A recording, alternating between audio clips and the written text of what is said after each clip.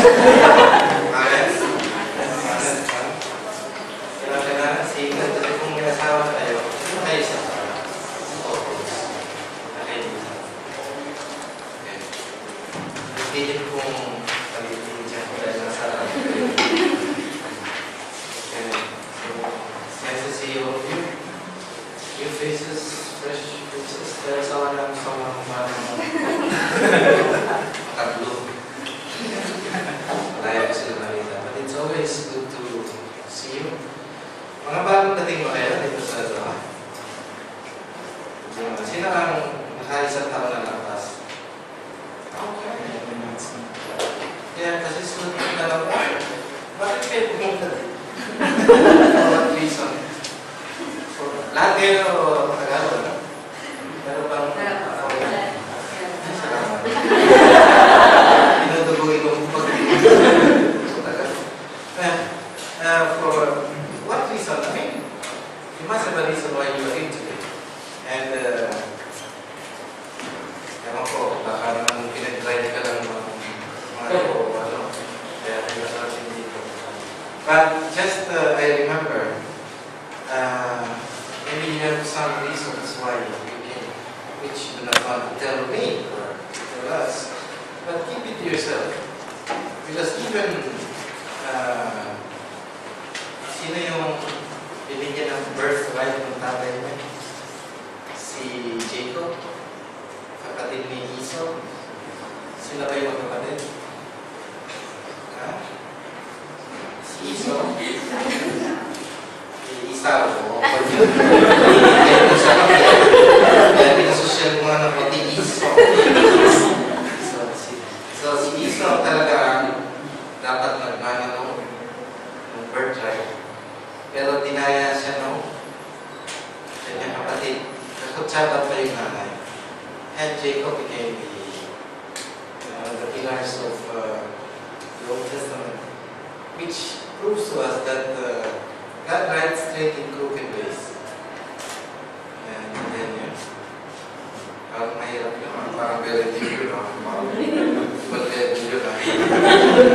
God rides straight in crooked ways. Ibig sabihin, kahit crooked, hindi natutuwid ng Diyos yun. And for whatever reason you are here today, I think God will purify the intentions of your heart when you are here.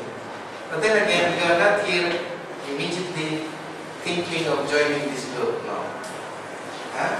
Baka yung iniisip nyo agad, member na ako ng SFC. Hindi. Testing, 1, 2, 3, testing. Gagawin din naman yun. Testing, 1, 2, 3. Ganun din, testing.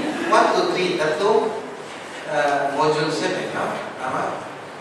And only until the end, after you finish, then you decide you want to join this group. And I will go back to that later. But in the meantime, I just want you to ask yourself, and you did not tell us, why you are here today. Is it because you heard that SFC is fun? Lagi may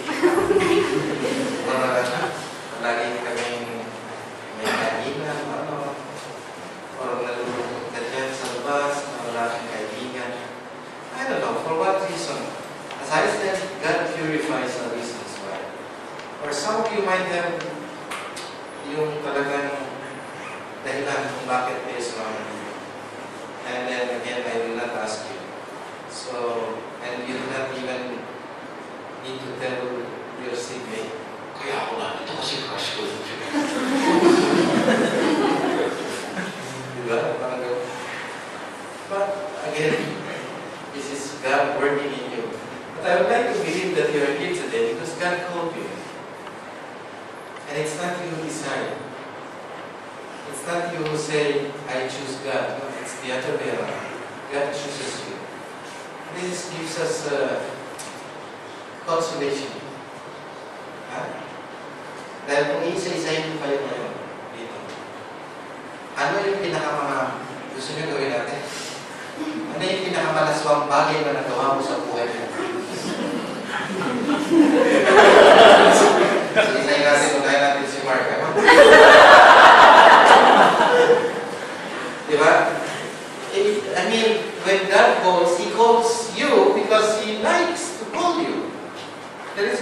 whatever. Not because, that is why the call of God is not by merit. It's not because you deserve to be called. That is one thing you have to understand. That you have, because some people think that we are privileged people because we deserve to be here. It's not true. Kayo man ang siguro is, nandito na yung pinakamasamang Pilipino sa katab, baka malay ko, ikaw yun. But you find yourself here, and then you wonder, bakit ako tinawag ng Diyos?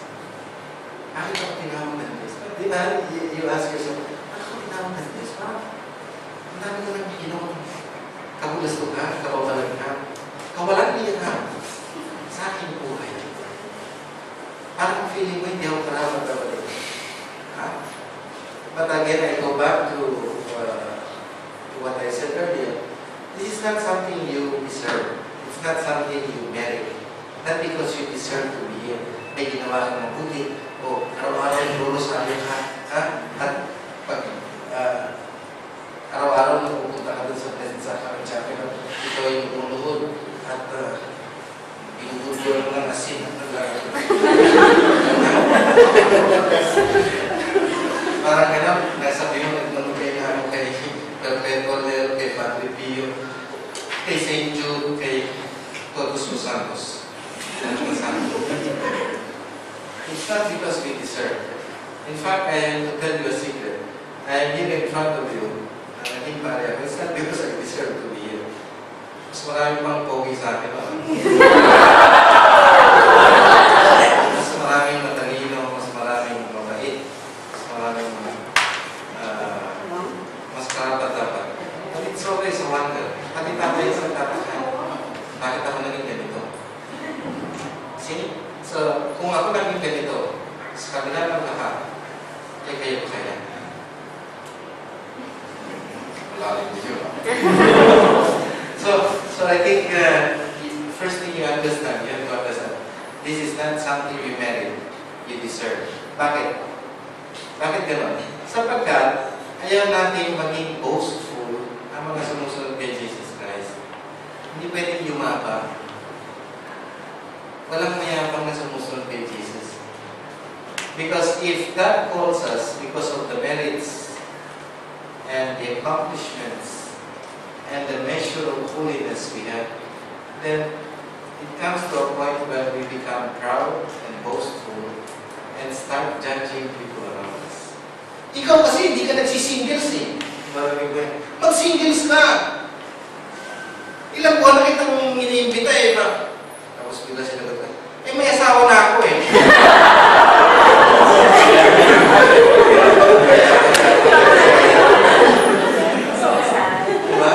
So, you have to remember, in serving God, it's always